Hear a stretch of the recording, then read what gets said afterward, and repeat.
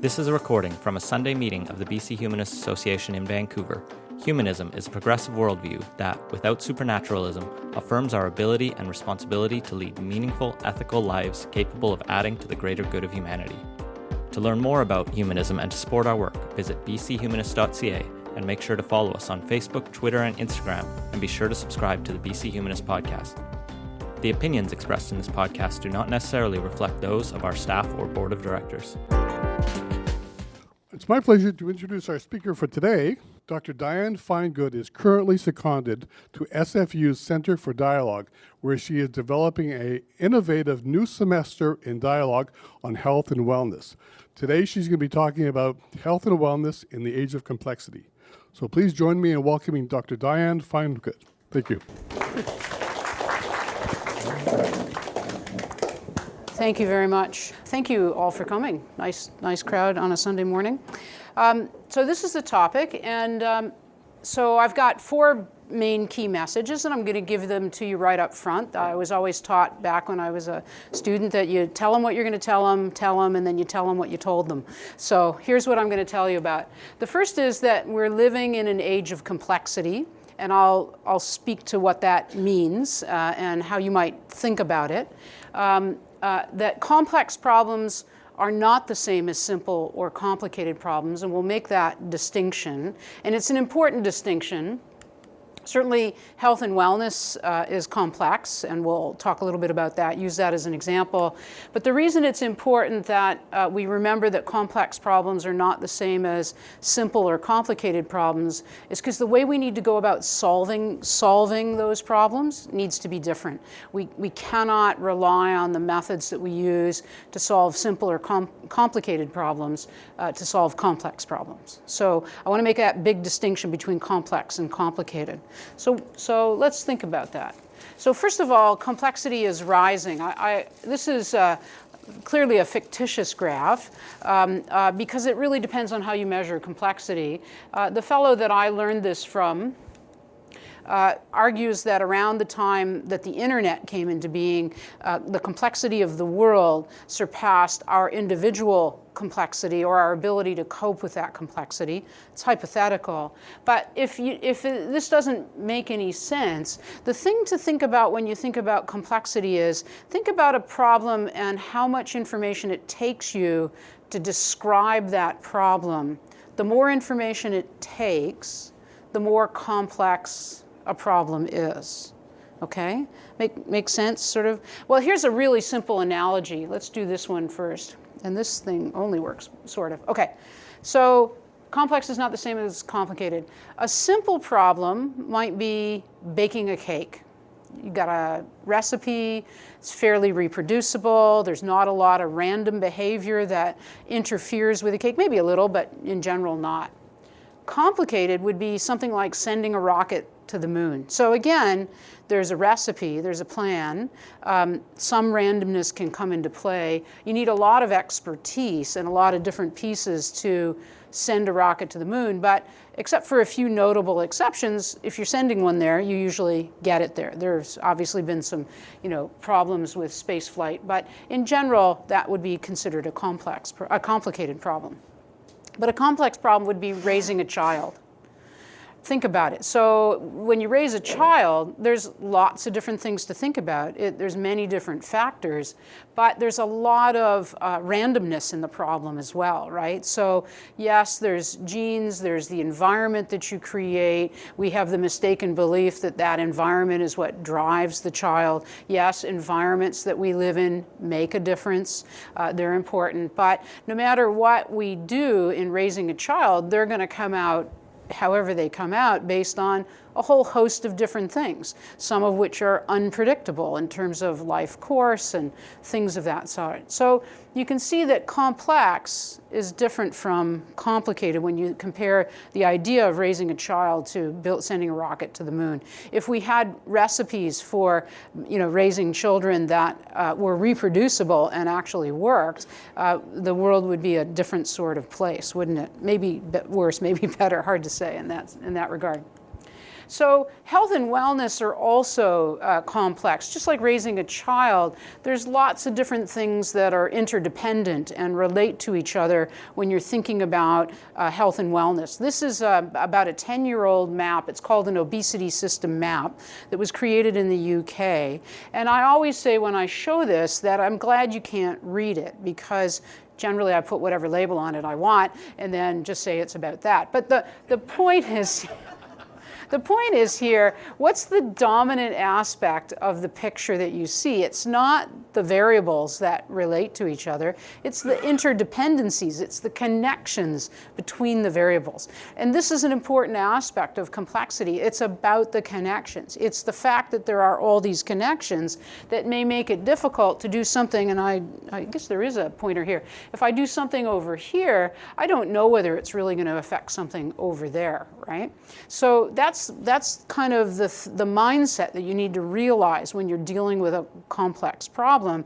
You can't predictably change it necessarily. You can affect parts of the way the system works, but you can't necessarily predict how the whole system will react or whether interdependencies will compensate for the change you're trying to make. Sometimes those interdependencies lead to unintended consequences that are not helpful, that actually send the system in a different direction. So that's the kind of thing you need to think about when you're thinking about health and wellness and complexity. Well, obesity, that was an obesity system map, is not the only complex problem in our world. Climate change is another complex problem that we're struggling with, and we struggled for so many years because people wanted the proof that our actions on the ground were leading to climate change. But those are very difficult things. Showing attribution to a particular component in a complex problem is clearly difficult, because if you've got all these interdependencies, you can't use the standard methods of science to isolate a couple of things, a couple of variables, and see how if I change one, I can see the change in the other. That's kind of the normal way we think about doing science. But when you have a complex problem, you can spend a whole lot of time and energy trying to work out all those causes of the problem, and you haven't even started thinking about the solutions. And so I tend to rail against people who want to work out the causes of the problem and think that the solutions are always going to be found there. They aren't necessarily, and I'm going to give you some ideas later about where the solutions lie. But climate change is complex, terrorism is complex, really complex. There's an awful lot of randomness in that. There's lots of non-linearities where, if I do this, I'm not necessarily predictably going to get that. So there are all these different kinds of problems. I'm sure there are things that you think and read about that are complex. Get an idea in your head of a problem that's of interest to you and start thinking, are there lots of interdependencies, things that interact that make it difficult to make change? So the common responses, unfortunately, to complex problems are things like despair, retreat and despair, believing the problem is beyond hope. This is how we articulate them in the media sometimes. Assigning blame. We're really good at that with respect to complex problems in our world. As a minister of health told me once, in health, shit rolls uphill. So, the idea being that the minister seems to be responsible for everything that goes wrong, whether it's beds in the Tim Horton or something else, when he's not making direct decisions that necessarily lead to that kind of an outcome. Assigning blame. Simple solutions, of course, are a common response to complex problem, and occasionally will galvanize our collective efforts to really try to solve a problem. I think 10 years ago, as it related to chronic disease and obesity, we actually did see more investments in this country and other countries in trying to address that problem. One of the challenges, though, is that sometimes when we do this, we then go down a path of the wrong kind of solution, often solutions that are built for simple or complicated problems when this one is complex. So, in obesity, everybody says the solution is just to tell people, eat less and move more. But that really is a very simplistic picture of how you can deal with this problem. And I'm not suggesting that the individuals and their actions don't matter. We'll talk about that later. But just telling people to do this doesn't make it feasible for them to deal with this complex problem. I prefer, if you want a simple message about health and wellness, I tend to prefer Michael Pollan's advice around food, which is 7 words: eat less, mostly plants, not too much. That's the best advice I've ever heard about what to do from a food point of view. And part of the reason that our food environment is so complex is because food science has worked out all the individual ingredients in food stuff, tried to relate them to health and wellness, and then now we have hundreds of different things that we give you advice on as it relates to the individual constituents in our food. But that doesn't really tell you how to eat. And there's not evidence in the literature that says if I eat, well, we could use the Subway example, Subways every day. You know, it's not about whole foods, it tends to be about the ingredients. And when you repackage them or when they're in whole foods, you don't really know how they necessarily work. So I think it's challenging to take the way we've done science and apply it to giving people good advice. So, there are solutions, though, that are appropriate for complex problems. Now, I put solutions in quotes because solutions isn't really a very good word to use when you're talking about complex problems, because you never actually solve a complex problem. You can approach it, you can address it, you can try to improve the way the system behaves, but you can't really solve it, okay? And the other comment here is that solutions or approaches to solving complex problems, as I've already said, doesn't necessarily lie in understanding the problem completely. It's not necessary to always understand it completely. If you understand that the problem has some of the attributes of complexity, then in fact starting to think and change the frame of how you think about the problem, recognizing it's complex, can be very helpful. So the Brits, of course, call them wicked problems instead of complex problems. Certainly more, I like that language, it's good. So they articulate that wicked problems are different from tame problems, so as opposed to complex and simple. And back in the mid-70s, when I was still in high school, and that's a long time ago for me, they recognized that complex public policy problems really can't be solved the way we think about simple or complicated problems.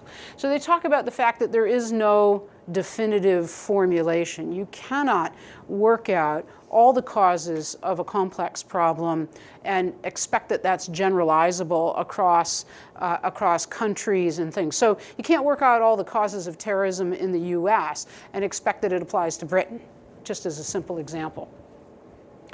Wicked problems have no stopping rule. In other words, there's no ultimate test that leads to, okay, so if I try this intervention, which is addressing this complex problem, I'll find out whether things are better or worse. That doesn't necessarily tell you whether what you did actually helped or hindered. And I'll give you the example when we talk about tobacco in a second. There's no immediate test, no ultimate test or solution of a wicked problem. And so it's not that problems are true or false. They say good or bad. So move you in the right direction, in the direction you want to push the system, or move you in the wrong direction. That's the basic idea.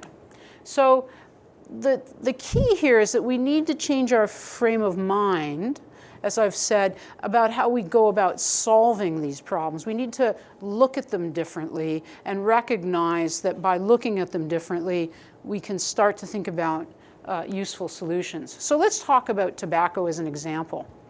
40 years ago, smokers were cool, right? We had advertisements around us that told us that. Many sensible people who cared about their health, many doctors were used in advertisements to tell us that smoking was a good thing to do, right? Now, smokers are pariahs. They're sent outside. They're huddled in masses near the door. If you live in Edmonton and it's 40 below, you still have to go outside to smoke your cigarette. So we think really differently about smokers today than we did 30, 40, 50 years ago, right? We've had a paradigm shift. Our deeply held beliefs about smokers themselves have changed, right? And that has made it quite feasible to really drive tobacco consumption rates down. How did we get there? How did we get to those changes? Well, in the US, so this is tobacco consumption in the US as a function of time, and I tried valiantly this morning to get, there's a newer, what have I done? There's a newer version of it that goes further into like 2012. Just imagine this line continuing down in the pattern that it has. I couldn't get it. I couldn't capture the picture. But here's the thing to look at. So we learned that smoking caused cancer over here, and while that had an effect for a little while on changing consumption rates, they went back up. And we've had the Surgeon General's report, this is in the US, broadcast ban. It's interesting to think that as we started to remove images of smokers as being cool in our environment, out of our environment, as we took those things out of our environment, it didn't have an immediate effect on people's consumption of tobacco. So we might think that failed, right? But it probably didn't fail. It was probably an important component of the total picture that enabled the climate for us to shift the way we thought about smokers. My sense is that the tipping point is when non-smokers' rights movement began, because now a non-smoker could say to a smoker, I'm sorry, you can't smoke in my environment because you're affecting my health. So when that started to happen, we started to push people to be away from us and out of our environment to decrease the smoking. And as a result, we've seen this sort of trend. But the key take-home message here is probably all of the things that happened, whether you could see an immediate effect or not on tobacco consumption, played a role in helping change the way we think about smokers. They took messages out of our environment, they put new messages into our environment, and we did other things like raising taxes and changing accessibility, which all came together to change, in essence, our deeply held beliefs about tobacco and smoking. And the point here is that when we think about complex problems, we need to remember that there are different levels at which we need to think about the problem. So I've just been talking to you about the top of the pyramid, if you will, or deeply held beliefs. So those are the hardest thing to change, but they're the most effective if you can change them, or if they change, right? When you think about it, those beliefs that we hold, they really drive our behavior in many ways. And so it's really helpful when you tackle the way we think about the problem. Certainly our goals are the structure of the system that we showed you before, and all of those things are important, and with decreasing difficulty, but also decreasing effectiveness as we go down the pyramid. But we spend most of our time, certainly in science and in the way we think about things, tinkering down here and the structural elements. We might have introduce a program to address obesity, or a program like nicotine patches to reduce tobacco consumption. Those on an individual basis might be quite powerful, but as it relates to the whole population, doesn't necessarily solve the problem by itself. My own hypothesis is, you need to do lots of this, a little less of this, and going up the food chain. But you need to think about the problem at all of those levels when you're trying to tackle something as complex as tobacco consumption or obesity for that matter. So what I've been saying, the language of an academic would be that wicked problems can't be solved with a reductionist paradigm. The way we do science for the most part today is to work out all the causes of a problem. That is reductionist. It's trying to work out all these different little pieces instead of being integrative and asking, how do the pieces work when they come together as part of the whole? And the information needed to solve and understand a problem actually is the same as the information we need to start thinking. So the way we define it is also the way we're thinking about solving a problem. The way we formulate it is dependent on the problem and its specifications. And problem understanding and problem resolution are actually the same thing. And I'll give you an example of that. So this obesity system map, I said, came out 10 years ago, something like that. One of the things you can do, so this was constructed by a group of stakeholders in the UK who came together, some of them experts in things like physical activity and the built environment, to construct all this map and all the things that they knew about in their part of the system that were relevant and connect them up. We did a little piece of work where we zoomed out on the map. So what you see here are the regions in the map that exist. So food production, food consumption, physiology, engine is the individual who's eating and physically active, physical activity itself, psychology, all of these things. Now what you're seeing here in this map is the reason why the lines have different thicknesses is the thickness is proportional to the number of underlying connections the people who constructed this map believed existed. And that leads to some interesting observations here. The first is that the people involved knew a lot about the physiology of obesity, and in fact there's more than 600 genes or places on the human genome that are actually associated with human obesity. There are genes associated with our ability to push back from a buffet table. So researchers have actually worked out that there are genes that drive some of those behaviors. So it's not all about, you don't have control over everything consciously. There are many genes that are involved. But our built environment, for example, determines how physically active we are. I could be active this morning because I could take the SkyTrain from where I live to here and have to do a little walking on each side. So I'm more active as a result of that. If I'd used my car, I would have had many fewer steps to get here and so be less physically active.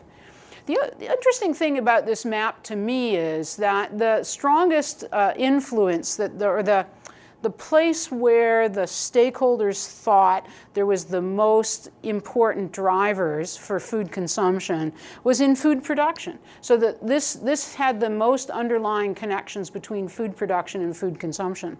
But what's also interesting to me is there's no return arrows. That doesn't say that food consumption drives food production.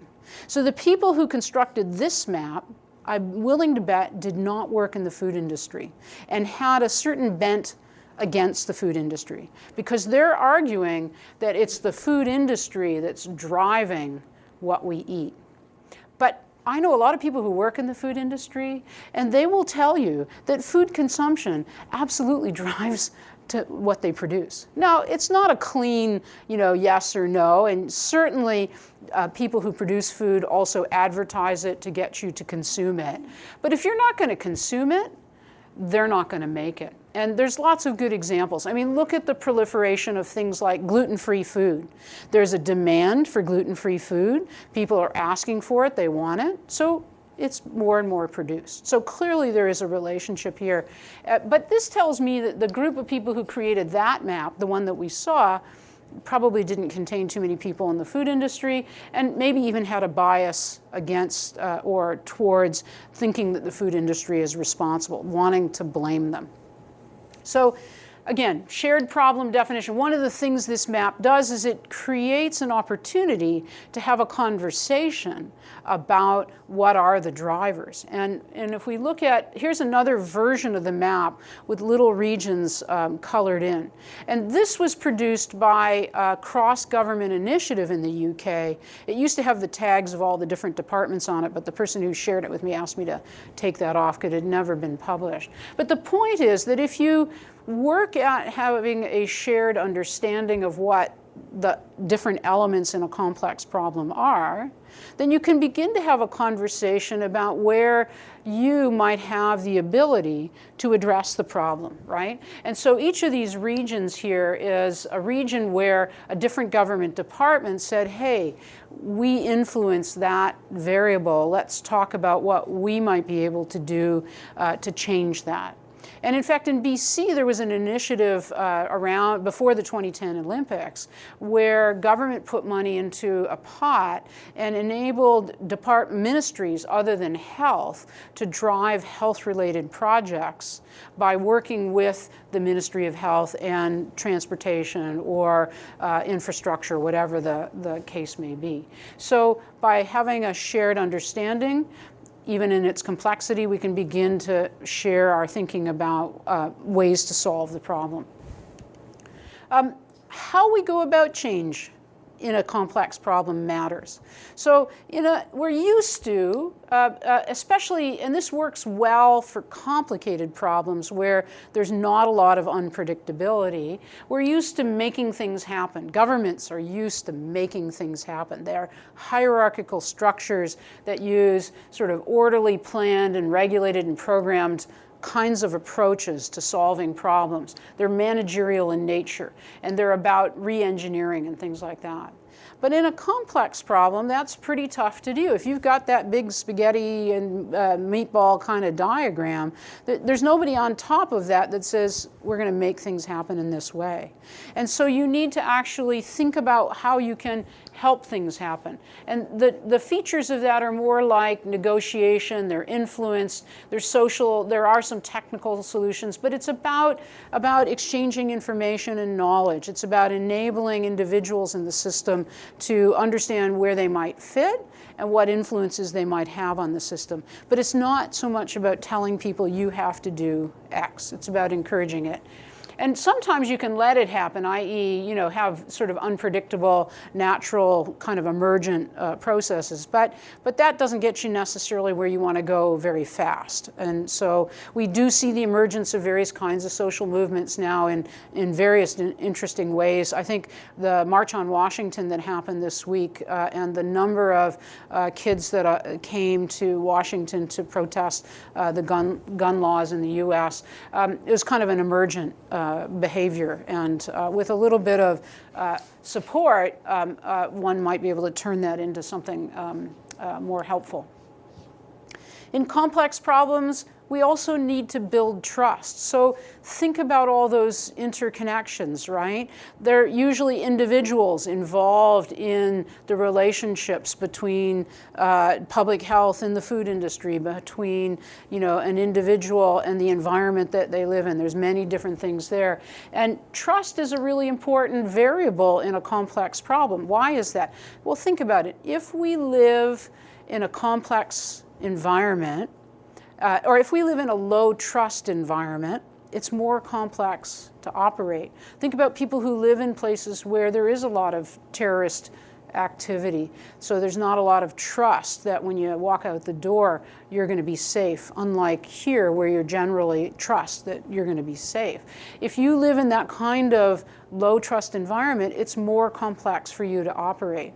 Whereas if trust is high, you don't have to think about things like how safe you're going to be when you walk out the door. It's out of your mind. So it's easier to function and it's easier to deal with complex environments by building trust. So it's one of the solutions, I would argue, that that's important in a complex problem and doesn't require you to figure out what the cause of the problem is. Just assume it's a problem and work at building trust, because that will reduce the complexity of the problem. Need to build communities of practice. So what do I mean by that? Well, others will have said, or I've sort of tried to say that problem definition and problem resolution are the same, and each solution is unique to the particular group and individual people who are involved in it. So terrorism on the ground in BC is different from it might be in Ottawa, might be different from the US, etc. But if you start to bring people who are trying to tackle local problems together, then they share their learnings, their approach, their understanding. So going from creating a network of people who are tackling a similar problem to a community of practice is an important shift. So networks tend to be self-organized, you're there for self-interest, but community of practice start to build trust, build relationships, and you start to be there for what you gain as well and what you can give to the group, and ideas will move more rapidly. And sometimes communities of practice become systems of influence where things can move rapidly, ideas can move more rapidly, and change can happen more rapidly. We need to focus on the whole instead of the parts when we think about complex problems. So rather than that reductionist approach of working out all the causes of the problem, we need to be integrative. We need to focus on, as I've said already, those relationships, the boundaries, context, who the actors are, what their actions and outcomes are. So we need to focus our attention in different ways. And we need to consider important things like power imbalances, the heterogeneity of the population.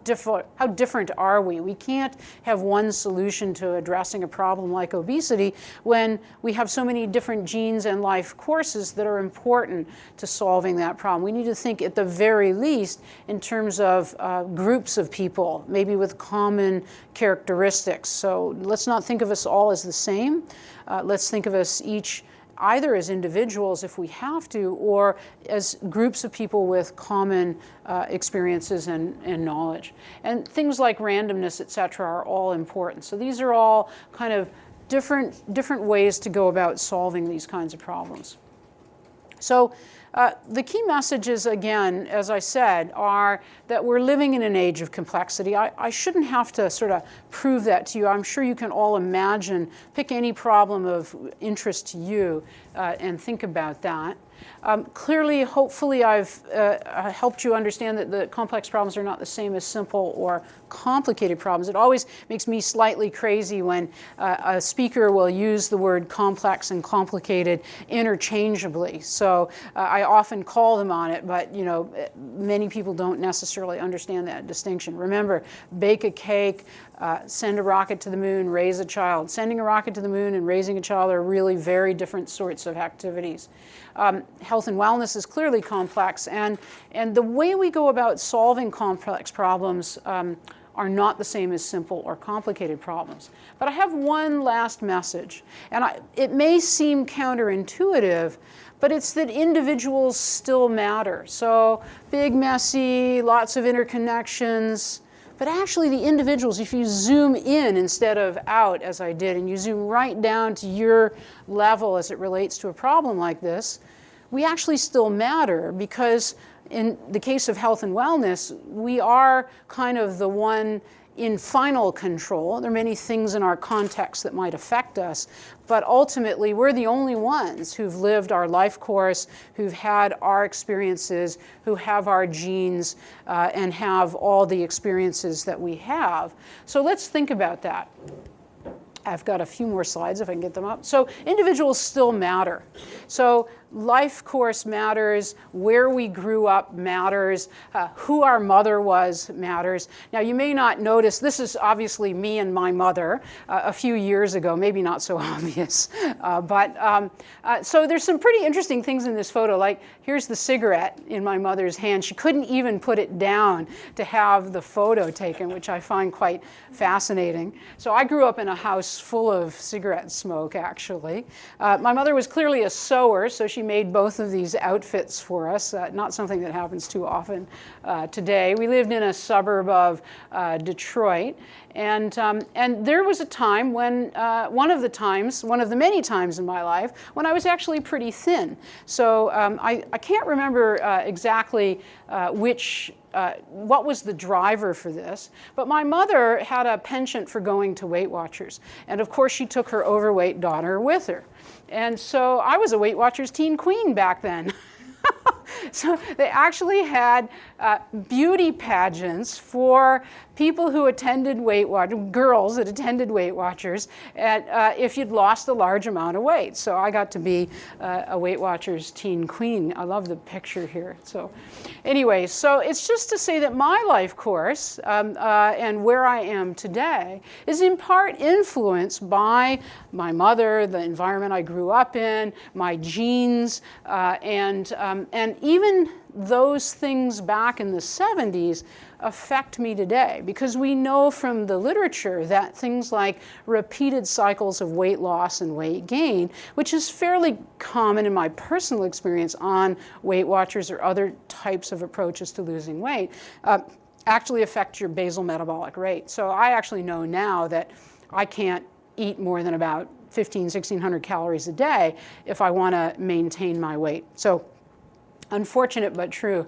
But in addition to being a Weight Watchers teen queen, I was also the queen of diabetes, and or at least that's how I was known in my household by my wife. And what that means is I served as the first scientific director of our Canadian Institutes of Health Research Institute of Nutrition, Metabolism and Diabetes. So in 2000, Canada created a new body for funding health research, and I became the queen of diabetes. I was the head of an institute that was focused on obesity. So it's partly why I know a lot about it, but this is what I looked like when I got that job. So clearly, through my life course, things had changed. And I had gotten to a point in the 90s where I'd said, I'm really tired of this weight loss, weight gain cycle. So I said, I'm going to just stop going on diets. And then gradually gained and, probably got to about 250 pounds. But there's nothing like being the queen of diabetes and having people look at your plate all the time to help support some weight loss. And so again, yet another cycle of weight loss and weight gain. And here I am today. I've put a few pounds back on, unfortunately. And what worked back then isn't necessarily what works today for an individual, because all of those changes occur. And so today, if I can get you to turn, maybe I'll do it myself, okay?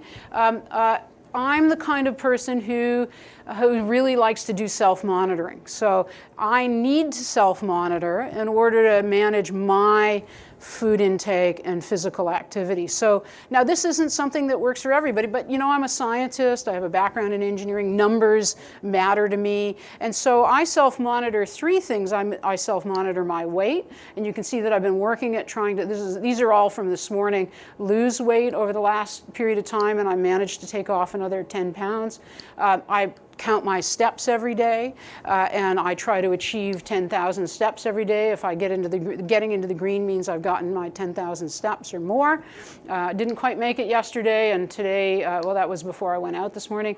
And I've now done this sort of thing where I limit the period of time I eat. So I'm doing this kind of intermittent fasting. And the reason why it's important for me is a little less about the fast and a little more about the fact that I love to eat when I'm sitting watching TV at night. But if I turn on my app that says my fast has started, I won't do it. Like it's a bit shocking to me that behavior would be there without really thinking about it. But all I had to do was say, I'm going to fast, turn on the fast app, say I've started it, and I won't eat again until I turn it off, which is kind of crazy, really. But hey, it works for me. At least it's worked to get me here. I'm afraid that I've reached the inevitable plateau for the behaviors that I have in place now.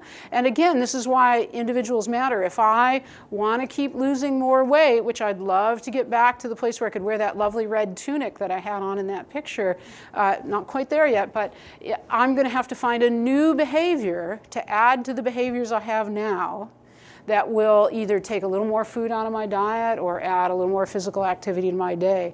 But I'm pretty active as it is, 10,000 steps a day. I walk to work from 7th and Cambie down to Harbor Center. I go to the gym 3 times a week. I only eat for about 8 hours in the day. So it's like, okay, maybe I should just come to grips with the fact that's what it is. But I have a whole lifetime of the messages that we have about physical activity, about overweight, all of that. Hey, I was the queen of diabetes. I know that overweight is inappropriate, or not inappropriate. It can add to an unhealthy outcome later in life. It can support the development of chronic disease. So anyways, all that being said, my behaviors still matter, even though there's lots of things in my environment that also influence my own body weight. So what we have to do in sum is to think about the fact that individuals do matter, and when we focus on trying to make change, we need to make the healthy choice the easy choice. That's how we as a society can support people. We made tobacco, not smoking, the easy choice by making it really difficult, by making it more costly, by making people go outside, by making people change their environment where they're going to smoke. We made it a lot hard. We made it easier to make the healthy choice the easy choice. It's a bit harder to do that with a problem like obesity because we still need to eat. We're in environments that affect our food and physical activity all the time. But that's how we can tackle a problem of that sort and the many others that we have. So I'm happy to answer questions, and I appreciate your attention, and I think I ended just about on time. Hi. Hi. Thank you for that. My question related to machine learning. So I work for Microsoft. What we've discovered is that there are a number of problems that are opaque to human modeling simply because of their complexity. And what we've discovered is by using machine learning, we can, these causal chains or these dependency graphs that you've generated can emerge in using supervised, unsupervised learning in combination.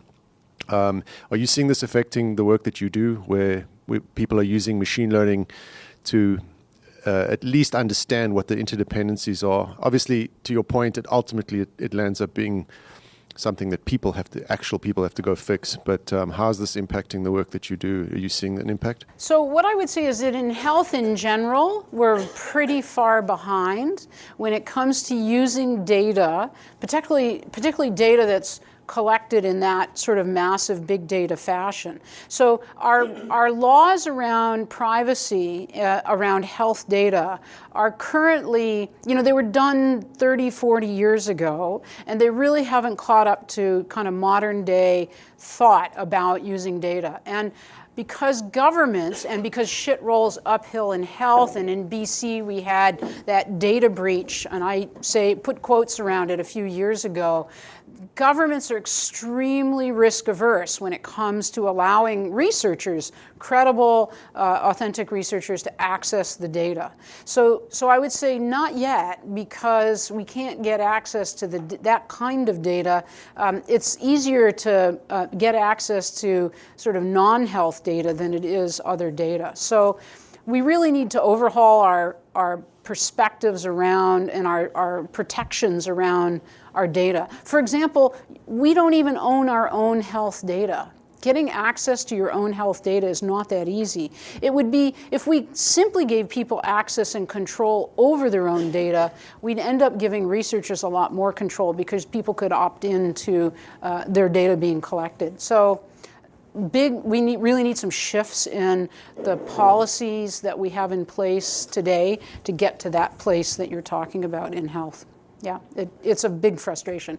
And that data breach, by the way, wasn't really a data breach. Some researchers used data to study a problem that they didn't get permission to study, and that was what nobody's data was really at risk, but we called it the wrong thing and put a real pall over access. Yeah. Thank you very much. So I just want to reassure you that I have the opposite problem that you have. So I'm a very inefficient processor of food. Yeah. So evolution has made you a superior specimen, because in the wild, I will die and you will survive. Yes, that's true. That's true. But my wife doesn't buy that argument. She still envies me. But anyway, my question is, I see what the example you gave for tobacco. And I always had the suspicion that had we used the same strategy for the rest of the drugs, we could achieve similar positive results, unlike the strategy that we have used, which is provide false information regarding how dangerous certain drugs are in comparison to others, and basically randomly legalize some while criminalize others. I wonder if you agree with me that we have the potential to, I won't say solve the drug issue, because people will always use some sort of psychoactive drugs for recreational purposes, but if we can just still have hope of using that strategy to reduce drug abuse. Absolutely. I mean, you said it yourself. When it comes to drug abuse, just you can't assume that it's as simple as telling people to stop doing it. We've seen that fail for many years. And as a result, harm reduction is really about supporting individuals, helping them make better choices, supporting them so that they're in a position to even make a choice as opposed to not make a choice. So totally agree that we have to understand the nuances of what drives it. One of the interesting things that's happening now as it relates to the opioid or the poisoning crisis is actually what we really should be thinking of it as opposed to the overdose crisis or the opioid crisis. It's a poisoning crisis because people have been using these kinds of drugs for a long time, but into the supply has come this toxic mix of agents, and so it's much harder for individuals to regulate themselves as they see fit. So in fact, making that legal would be, and cleaning up the drug supply and enabling people to get prescriptions for it would lead to much greater self-regulation and stuff like that. So completely agree. But your wife should believe you. And in fact, as it relates to obesity, one of the things that we know, for example, in Canada, many Aboriginal communities become overweight or obese much more quickly in our environment than others. And at least in one community, that's related to a gene. So if you're from a population that has been exposed to famine off and on for a very long time, the people who are still living are the ones who are very good at metabolizing food and storing it and don't need a lot. And you're absolutely right. If we had a famine, the people who are going to die first are the ones like you and not like me. Apologies for saying that. Yeah. Hi. So you talked about obesity and tobacco consumption. What are the other big health factors that you're trying to tackle now? And from the perspective of an individual, there's a ridiculous myriad of stuff that could happen to us. How are we supposed to handle this kind of complexity? Like we're exposed to so many things that it's hard to know where to begin, how to prevent them, kind of thing. So one of the slides I didn't put in my talk, and maybe I should have, is one that talks about the need for us. So I said individuals matter. And when we focus on individuals, what we need to do is think about how we match an individual's capacity to the complexity of their task, be it eating healthy, not smoking, that sort of thing. So intuitively think about this. If we could measure capacity and complexity on a scale that made sense, and we said, if my capacity to deal with a complex problem is greater than the complexity of the problem I'm dealing with, then I'm likely to succeed, right? If my capacity to deal with a complex problem is lower than the complexity of the problem, I'm much less likely to succeed. I'm more likely to fail. So that says to me that we should think about how we either reduce the complexity of the environments that we live in to try to encourage the healthy choice to be the easy choice, so to speak, or increase people's capacity. I think for years we've thought about education as a form of increasing capacity. I'm not really sure it's that effective as a way of increasing capacity for individuals. So putting me in an environment where I can take transit, for example, it means that I have a choice that's a healthy choice under those circumstances. So you're asking a bigger question. How do we cope with that? Well, one of the ways that we tend to cope with the complexity of our world is we do stuff mindlessly. So let's think about eating, for example. There's a researcher at Cornell who showed that you make about 250 decisions every day related to your food intake. So am I gonna have breakfast or not? Am I gonna stand at the counter and eat my toast? Am I gonna have a Pop-Tart? Or, but you don't think consciously about all 250 of those decisions, because if you did, you'd spend all your time thinking about food and what you're going to eat. And some of us do spend a lot of time doing that, but many people don't. So when the world that we live in is too complex, we tend to get more mindless. We do things sort of more automatically. And that's how we cope with the complexity of our world. If we tried to understand it all, it would be overwhelming. There are many complex problems. One of the things I'm trying to do these days is help those who've been in the traditional approaches to solving these problems, like epidemiology, which is very reductionist science, understand that we need to be able to measure capacity and complexity. We need metrics for that so that we can understand how they relate to each other. So I'm kind of at that kind of crazy level. But I think people who work on complex problems, who've become frustrated with the way we approach it, things like climate change, et cetera, they're seeking solutions within the context of the way people talk about complexity, the way complex systems thinkers think and try to approach problems. So I don't know if that's a full answer to your question, but yeah. So, hi. In one of your charts, you had food producers. Yeah. And I kind of question that aspect because food producers are constantly trying to make you buy more of their stuff, especially junk food. And they package it in very attractive forms and make it easy that you can just microwave it or just pop the bag open or whatever. So they're really a driving force, I think, in especially for people who are food addicted. The other thing is advertising. We are constantly being bombarded with ads and for easy access to wonderful food and this, and everything's always happy and so forth. So I think those two factors are great influences on our food. Also, the cost of healthy food as opposed to this fast food. Go to the grocery store and see what vegetables and fruits cost as opposed to some of the junk foods.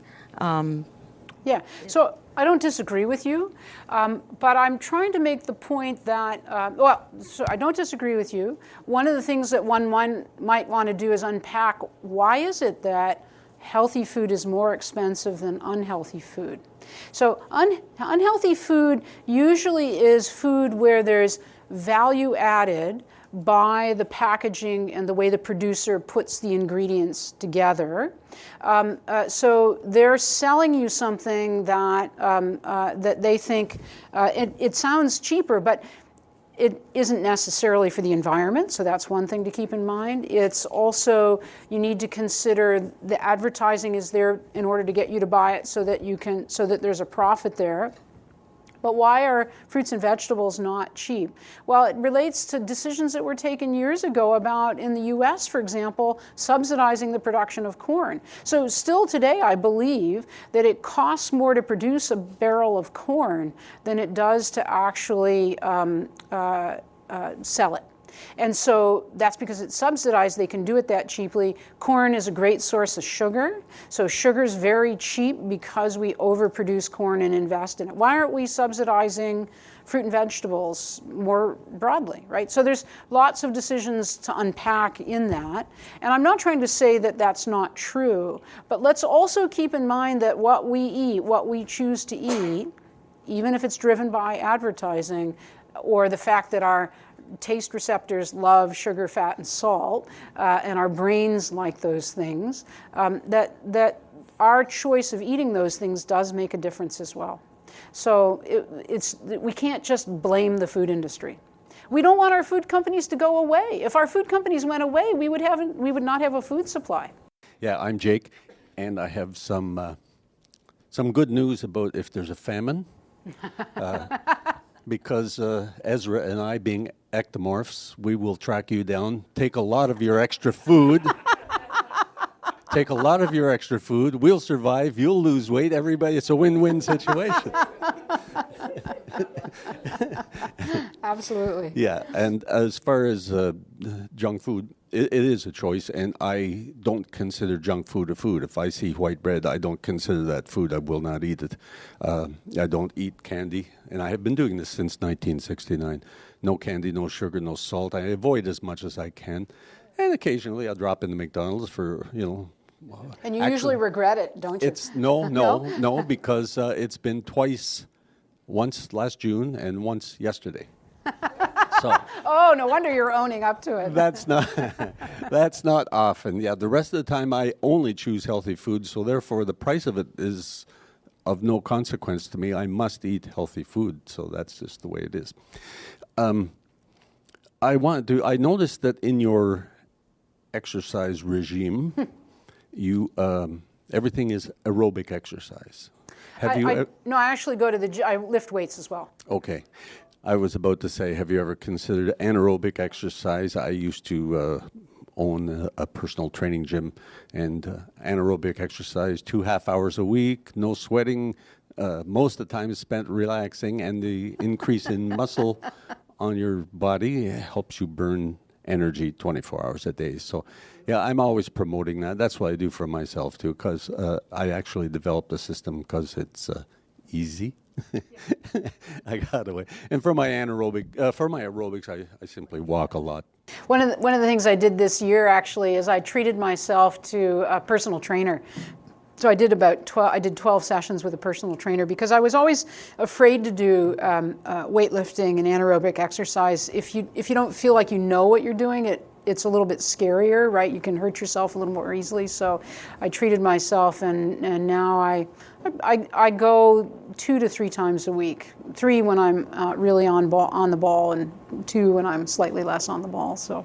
Well, I'm sorry, just about to turn 73, and for the last 4 months, situation arose where I couldn't do squats for my legs, and I could do body weight squats. And now I know why old people fall down, because I'm so weak in the legs. I'm back to the gym now. I've just done 1 session so far. So yeah, it's you become dizzy, you fall down, and the bones break more easily because there's less density. Hi, the distinction you're making between complexity and complicated, I think, is really helpful. One thing I haven't had time to think this through, but one of the things I noticed as the difference between complicated and complex is that there's often an ambiguity about what is desirable. There's a value judgment. Everybody can agree, almost everybody can agree, that a successful trip to the moon involves getting people there and back safely. No question whether it was or not a success. Raising a child means, what is a desirable outcome? Is it the happiness of the child, the happiness of the family, et cetera, which makes it a little harder to deal with questions of evidence-based medicine or evidence-based anything. And some of the frustrations we feel sometimes when, we've got the evidence and they're still ignoring it, I think is because we tend to forget that we may not be addressing the values. Basically, is that correct, and what can we do about it? Yeah, absolutely correct that when a problem is complex, there's a lot more interpretation going on. There can be random behavior going on. The drivers are not necessarily clear. So you're absolutely right about that. What can we do about that? Well, I actually went to a workshop about a week ago about helping to, so it was around principles-focused evaluation. So the idea is that what we should be evaluating the impact of our actions on are the principles that are driving those actions, not the specific details themselves. So in healthcare, for example, when we evaluate some program that was developed by government to address obesity, we ask, what happened to obesity, how many kids participated, how many programs did we deliver. But if we frame the goals of what we're doing against principles, which are essentially values, if we really think about it that way, and we ask, did we actually implement something according to those values? Were those values, did we move as it relates to those? We might actually be in a better place. But again, it goes back to what I was saying earlier about, the top-down approach, the managerial do this. doesn't really work very well. We need to enable people to use the creativity that they have within the context of a system that's moving in the direction that we share is the right direction to go. And that direction should be driven in part by values. So you're absolutely right. Those are issues. But you know, we've lived in a hierarchical top-down system. Our government is designed that way. It creates silos that are unimaginable. Those are real challenges to work against. Some people in government are getting this and are starting to think a little bit differently, but it's a slow process. And we need our systems to actually support us, to help us make the changes that we want to make for ourselves and for the society that we live in. So that's a too theoretical an answer to your question, but it's kind of where we're at, I think. So. Good morning. Yeah, just talking about this whole food thing is that, I think your statement, we shouldn't blame the food industry, but I think we should hold it much more accountable. And just to give you a background, I farmed most of my life, and I also worked in senior government, and I also worked for the largest agribusiness in Canada. And so I'll just give you an example about the power of corporations in terms of the food that we eat, in terms of this. And you're probably aware, I'm going to give you the example. You know, the basis of our country is the Canada Food Rules. And as you know, we have a body that of experts or whatever. And so what's happened in this country, if you look at the 70s and 80s, we had that model where we took experts. We went to the universities, we went to Health Canada. And as much as possible, we had a food advisory committee that was as objective as it could be. And it was. It was, because we got good people from universities, good people. In the 1990s, that started to switch, and the food industry really put pressure, and during the Harper thing, that's when they really went to whatever. And so we have a Canadian food industry now where the food companies, the food processing companies, have got themselves either directly or indirectly on that committee. Okay, and guess what's happened in terms of this? So we have A&W now is somehow, seen like they should be on the food committee and that. And so we've now got to the point, like, why on earth? I have two granddaughters growing up. Why would a decision in the food industry made to put more sugar in ketchup? And we know why they're doing that. The same thing as they've done it in cereals. So they should be held accountable for that. And you know how they do that? For 50 years, there's a saying, you don't put a fox in a hen house to guard the chickens. We've elected liberal and conservative governments. And if you look at the food corporations, pretty much all their donations have went to both of them. And so there's now an unfair balance between what's good for us. And talk about diabetes now, and you would know this, we now have, for the first time ever, right, we have children that are getting diabetes. Now, where did that come from?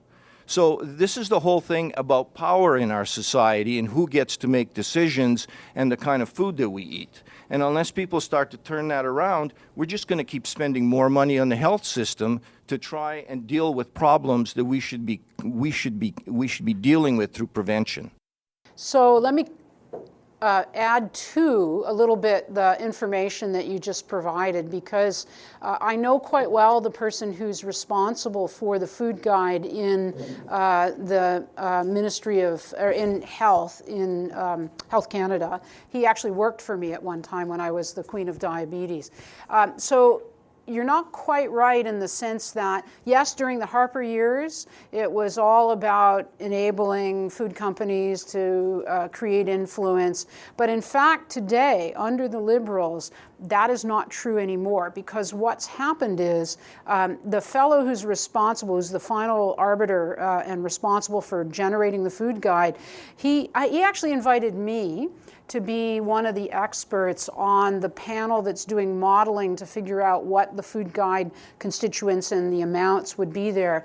But because more than 5 years ago, I received money from the food industry to enable a dialogue around building trust to support changes in addressing obesity. Just because I received that money 5 years ago and there was still a little bit of in my account at SFU, I was no longer able to sit on that committee because the level of influence that the food industry might have on me was too high. So the rules are actually quite restrictive now.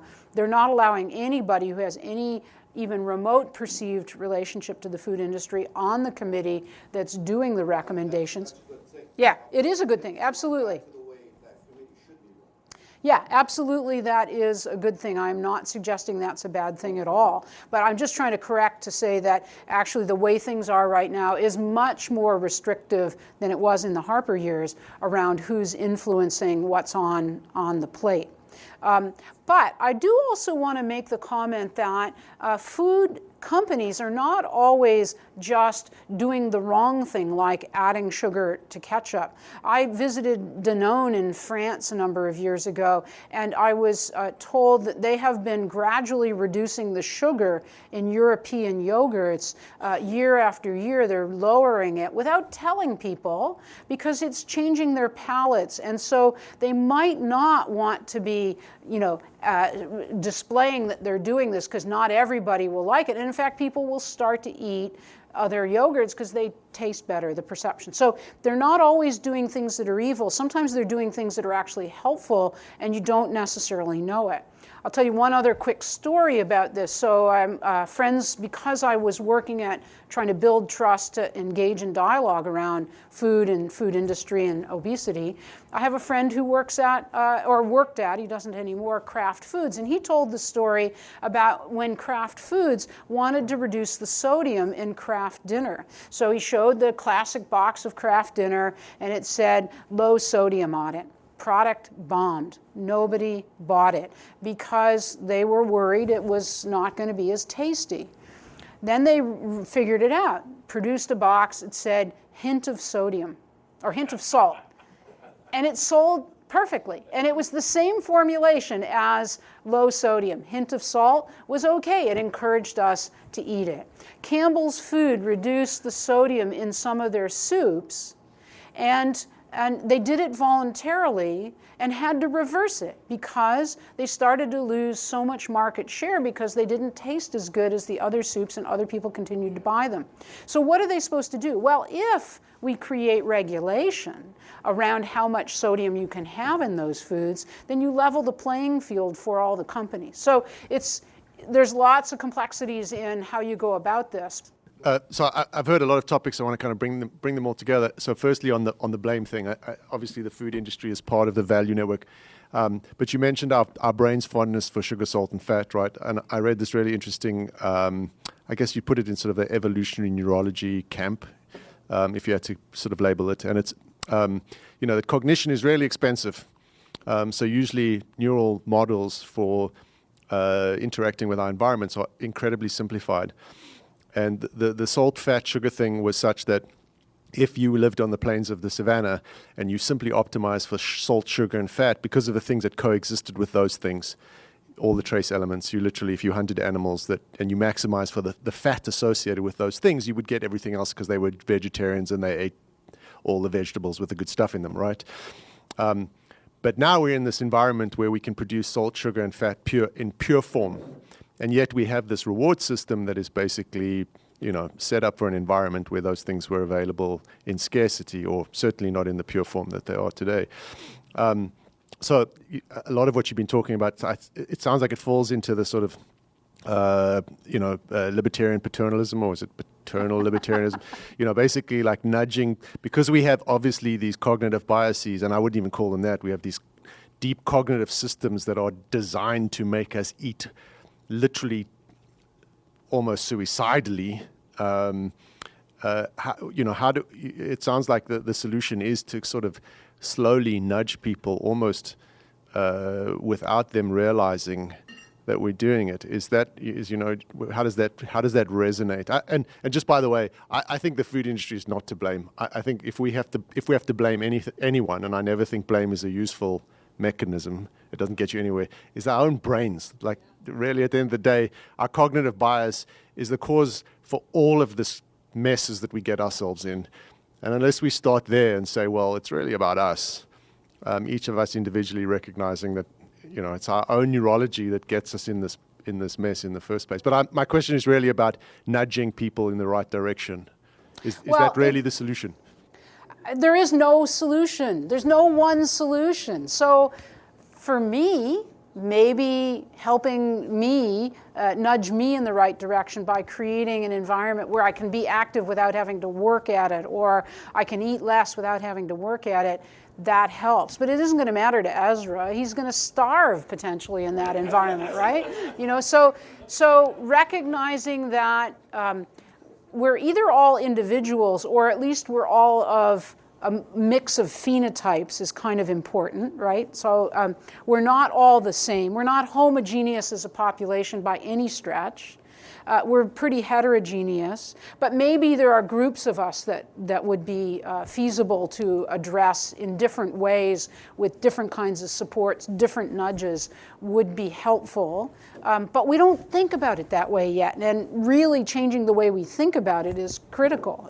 Some of us want to blame the food industry, and absolutely, I'm not going to stand up and defend the whole food industry is doing everything perfectly, but it's also not a single thing. It's hundreds and hundreds of companies that some of them are vertically integrated. Some, they're different kinds of things. I would defend McDonald's before I defended Burger King, just based on what I know about the company's practices.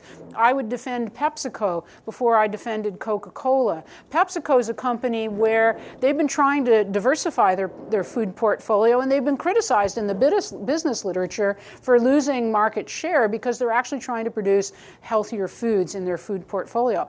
But as a senior executive in PepsiCo said to me once when I was at a meeting with their CEO and a number of other researchers, sorry, Red Bull is just too profitable. We're not going to stop making it, right? So somehow we need, to find ways to make healthy food profitable, to support that kind of thing. All kinds of changes. The other solution could simply just be to let climate change go, and then we won't be able to produce the food that we need for the number of people on the planet. So if you look at Nauru, which is a island in the Pacific that made tons and tons of money on mining bird shit for potash, I guess. That population became the most obese population in the world for a very long time. Now the bird shit's all gone, the mining stopped, the value in the country's gone, and they're starting to lose weight. Cuba was quite healthy for many years because of the blockade from the U.S. They didn't have gas for their cars. They didn't necessarily have enough, food. So, people were actually pretty healthy. So we could just collapse the food system. Hi, I have a comment. First, we started a company to eliminate sugar spikes with people with diabetes, right? This was supposedly what they care about. And we brought these products to them, and these are little diabetes groups of people, and to our surprise, they weren't even remotely interested. That you can come up with this product that supposedly they want, but they really don't want. So I'm interested in your comments. Well, what I would say is we have to be careful about referring to a whole group of people as the same. So I did a little experiment one time.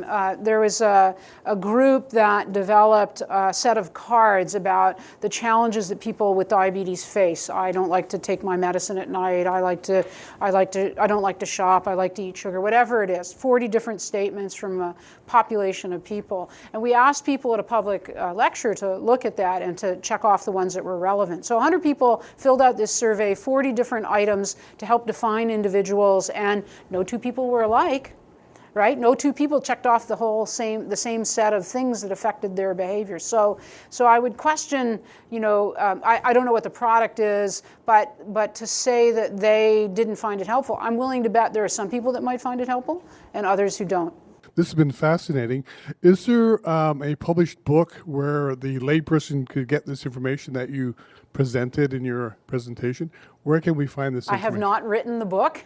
And there are a number of different books out there that are relevant to this conversation. There's the one in reference to the mindless eating by a guy named Brian Wansink, W-A-N-S-I-N-K. As it relates to complexity, there's a variety of different sources that I've pulled this information from, so there's unfortunately, one place to go. So when are you going to write your book? Yeah, well, I wrote the table of contents once, and one of the chapters was I was the queen of I was a Weight Watchers teen queen, and another one was I was the queen of diabetes. But just got distracted and didn't write it yet. So going back to the issue of the consumer's influence on what the food companies do. And it's not all bad news, because I notice now, and I take advantage of it, in the produce section now, you have all these wonderful bags of produce and greens and whatnot all ready to go, right? And I think that's one of the things with junk food. It's so convenient. And now you've got produce that's so convenient. It's more expensive, but there's no waste. It's all ready to go. And I can go to the Safeway, and for $4, I get a big bag of super greens, and you look at the ingredients, are all there, and they're all super greens.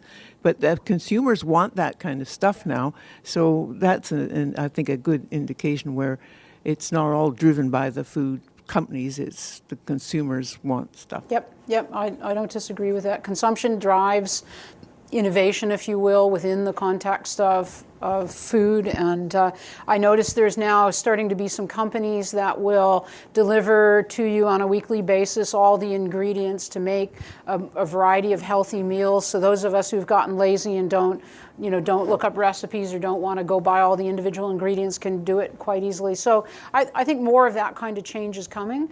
But they need to find a place to add value in order to make money as part of the issue. So convenience is part of that. Please join me in thanking Dr. Finegood for a very interesting presentation. Thank you.